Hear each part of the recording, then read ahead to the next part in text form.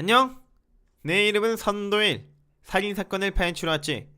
이번 사건은 바로 연쇄살인의 기공자로 불리우는 테드 번디 이야기야.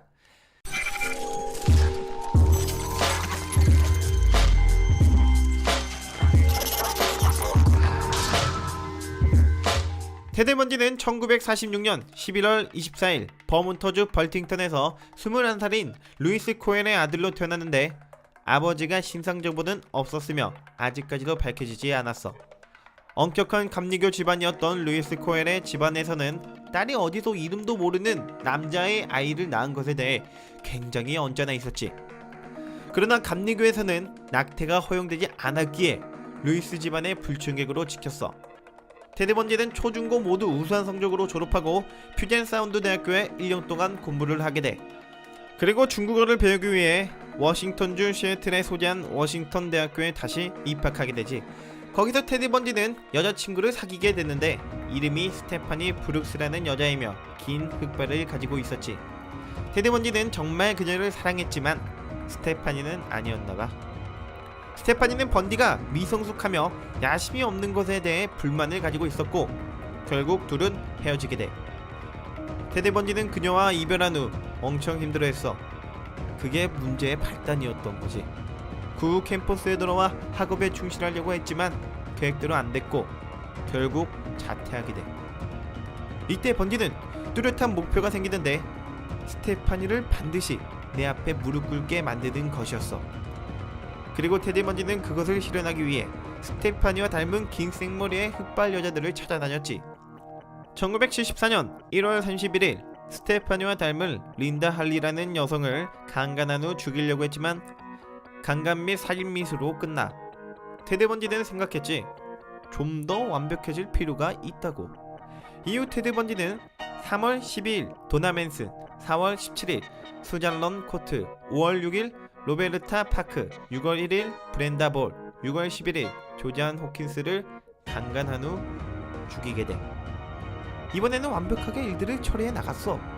7월 14일 워싱턴주 사암이시의 호수에서 남자친구를 기다리고 있던 22살 도리스 그레이린을 보트를 같이 옮겨달라며 유인해 강간한 후 살해해. 그 후로도 더 많은 여자들을 강간한 후 죽였고 그가 살인한 정확한 피해자의 수는 현재까지 불분명하지만 적게는 30명, 가장 많은 주장하는 수는 50명이며 100명이 넘는다는 주장까지도 있었어. 테드 번디는 여러가지 방법으로 여자들을 납치했어. 대부분 자신의 폭스바겐에 태워서 범행 장소로 이동한 거였고 그날도 살인을 하기 위해 유타 고속도로에서 운전하던 중 불시 검문에 걸려 자동차를 세우는데 그때 테드 번디는 잡히게 돼. 경찰이 차를 수색했는데 그 안에서 어른 송곳과 여성 팬티 스타킹으로 만든 본면, 수갑 등등 의심스러운 물건이 발견됐던 거지. 이때 체포된 테드 번디는 인근에서 납치 사건이 있어 범인으로 지목되었고 재판에서 징역 15년을 선고받아. 테드 번디는 자신을 변호하기 위한 자료를 모으기 위해 도서관에 출입을 허락받았는데 경비원이 담배를 피우러 갔을 때 도서관의 창문으로 도주를 하다가 일주일 만에 잡히게 돼.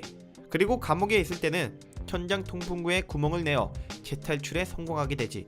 테드 번디는 탈옥 이후에 여자 기숙사에 들어가 더 많은 살인을 저지르게 되고 잡히기 직전에 12세 소녀인 김벌리 리치를 살해한 후 시신을 돼지우리에 버리고 도난 차량을 타고 다니다가 붙잡히게 돼. 그리고 15년형에서 사형으로 바뀌게 되지. 이렇게 충격적인 사건임에도 불구하고 당시 언론들이 법대 출신의 잘생긴 번디를 연쇄살인의 기공자니 뭐니 하면서 띄워주는데 일부 대중들이 거기에 동조하는 형상이 일어나게 돼. 테드 번디가 언론에 노출된 이후 엄청난 양의 팬레터를 받게 되고 많은 여성들이 그를 보기 위해 재판장을 찾아가기까지 했어. 결국 1989년 7월 플로리다주 교도소에서 사형 확정. 10년 만에 마침내 사형이 집행되었어. 일방적으로 사형 집행이 있는 날은 어지간해서는 사형 집행에 대한 반대 시위가 있기 마련인데 이날 번디의 사형 집행 때는 워낙 그의 죄질이 나쁘기 때문인지 사형 반대론자들은 나오지 않았고 창성론자들만 들어와 범죄자의 최후를 축하했지.